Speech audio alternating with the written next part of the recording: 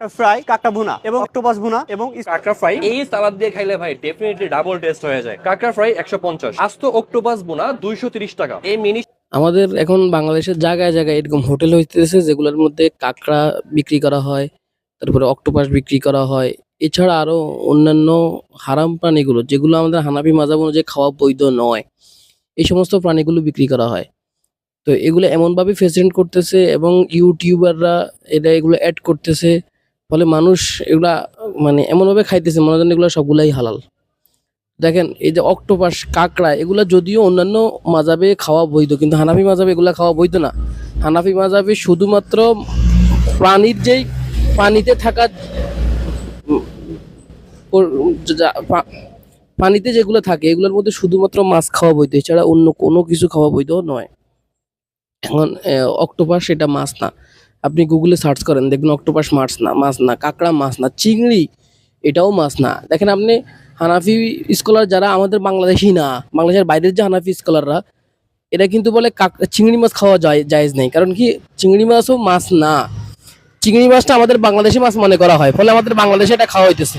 কিন্তু চিংড়ি মাছটা যে সমস্ত জায়গায় মাছ মনে করে না, ওই জায়গায় তারা কিন্তু চিংড়ি মাছও খাওয়াকে বৈধ মনে করে না। যেমন পাকিস্তানের একেবারে গ্র্যান্ড মুফতি এবং সারা বাংলাদেশে সারা পৃথিবীতে হানাফিদের একজন গ্রহণযোগ্য আলেম আল্লামা তাকি উসমানী সাহেব দামাত বরকাতুল্লাহ আলিয়া, উনিও কিন্তু চিংড়ি মাছকে খাওয়া অবৈধ মনে করেন, উনি এটাকে মাছ মনে করেন না। এবং প্রাণী বিজ্ঞানীরা চিংড়ি মাছকে মাছ বলে না, যেটা সম্পর্কে আমাদের বাংলাদেশের আলেমরা অতটা, আমার জানা মতে অতটা জ্ঞান নাই ওই সম্পর্কে।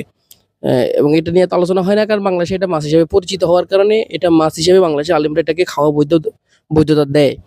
তো চিংড়ি মাছ যদিও বাংলাদেশের মানুষের কাছে মাছ হয়ে গেছে এবং এটা খাওয়া বৈধ হয়েছে, কিন্তু অক্টোপাস এটাকে কোনো মানে এটা মাছ হিসেবে পরিচিত না। কাঁকড়া এটা তো মাছ হিসেবে কোনোভাবেই পরিচিত না, ফলে এগুলা খাওয়া হালাল না। হানাফি মাযহাব অনুযায়ী এগুলো খাওয়া হালাল না। তো যারা হানাফি মাযহাব প্র্যাকটিস করেন, আপনি নামাজ পড়েন হানাফি মাযহাবের মতো, রোজা রাখেন হানাফি মাযহাবের মতো, তো আপনি যদি এইগুলোর ক্ষেত্রে হানাফি মাযহাবকে ফলো করেন, তাহলে আপনি হালাল হারামের ক্ষেত্রেও তো হানাফি মাযহাবকে ফলো করবেন না। তো আপনি হানাফি মাযহাব ফলো করে আপনি এই কাঁকড়াকে খাইতেছেন, অক্টোপাস খাইতেছেন, এটা হারাম হইতেছে না? এটা তো হারাম খাইতেছেন না, টাকা দিয়ে কিনা হারাম খাইতেছেন।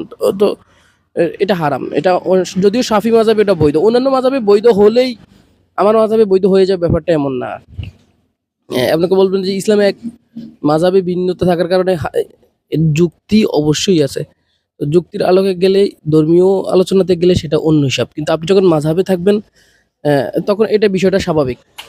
কারণ দেখেন আপনি ইবনে মাজার 3314 নম্বর হাদিস, ওখানে আছে যে আমাদের জন্য দুইটা মরা জিনিস হালাল করা হয়েছে, যে উহিল্লাত লানাল মাইতাতান, আমাদের জন্য উহিল্লাত লানা মাইতাতান, আমাদের জন্য হালাল করা হয়েছে দুই ধরনের মরা জিনিস। আম্মাল মাইতাতান, যে দুই ধরনের মরা জিনিসের মধ্যে প্রথম যে দুইটা মরা জিনিস সেটা হচ্ছে আল ফাল হুত ওয়াল জারাদ। হুত মানে হচ্ছে মাছ, আল জারাদ মানে টিড্ডি। মাছ মানে মৃত মাছ খাওয়া বৈধ। এখন আপনি যে কাঁকড়া খাইতেছেন, এই কাঁকড়া কি জবাই করতেছেন? এটা কিন্তু মারা যাইতেছে, এরপর আপনি খাইতেছেন। দেখেন আমরা তো গরু যে খাইতেছি, গরুর গোশ খাইতেছি, আমরা কিন্তু এটা মরা গরুর গোশ খাইতেছি না, আমরা এটা জবাই করার পরে সে মারা গেছে। তাহলে আমরা জবাইকৃত গরুর গোশ খাইতেছি, জবাইকৃত মুরগির গোশ খাইতেছি, জবাইকৃত হাঁসের গোশ খাইতেছি, জবাইকৃত কবুতরের গোশ খাইতেছি। কিন্তু মাছের ক্ষেত্রে কি হয়, আমরা কিন্তু জবাইকৃত মাছের গোস্ত খাই না, বরং আমরা কি জবাইকৃত মাছ খাই না, বরং আমরা কি খাই, মরা মাছ খাই। মাছটা কিন্তু মারা যায়, মানে হ্যাঁ জীবিত থাকলে জবাই করলে সেটা একটা ভিন্ন কথা, বাকি মাছ মারা যাওয়ার পরে আমরা খাই। তো কাঁকড়া আপনি যখন খাইতেছেন, এটা কিন্তু জবাই করা হয় না, এটা কি হয়, এটা আপনি এটা মৃত্যুবরণ করে। এছাড়া আপনি যে অক্টোপাস, এটা কিন্তু জবাই করা হয় না, এটা মৃত্যুবরণ করে, এটা মরা জিনিস আমরা খাইতেছি। তো এখন আপনি হোটেলে যেই এই অক্টোপাসটা খাইতেছেন, এটা কি এটা জবাই করছে? আপনি বলতে পারবেন এটা জবাই করছে? ফলে দেখেন এই হাদিসকে আপনি কি করবেন, যেখানে বলতেছে যে মরা জিনিস দুই ধরনের মরা হালাল, একটা হচ্ছে মাছ মরা হালাল, আর একটা হচ্ছে টিড্ডি মরা হালাল। টিড্ডিটা কি, এটা এখানে আলোচনার বিষয় নয়, যেটা আমি আলোচনায় আনবো না। টিড্ডি আপনারা চিনবেন না, এটা আপাতত ওটা বাদ।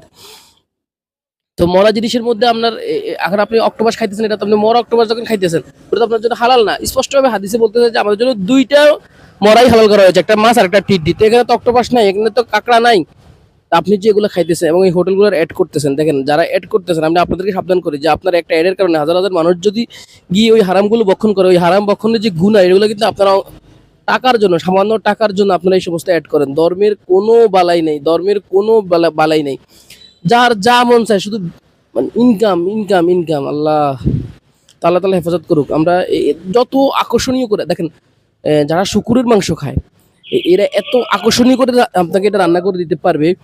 শুকুরের মাংসের কি জানি বলে এটা, যে ফোড়লে গিরিল করে করা বা এটারে বিভিন্ন প্রকার যতভাবে রান্না করে, যত স্পেশাল রান্না করে, আমি অত স্পেশাল রান্না সম্পর্কে জানি না।